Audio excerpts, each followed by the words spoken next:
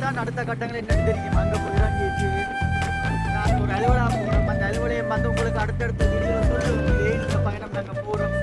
என்னத்துக்காக போகிறோம் என்று சொல்லி ஒரு சந்தோஷமான முக்கியமான விஷயம் ஒன்றுதான்.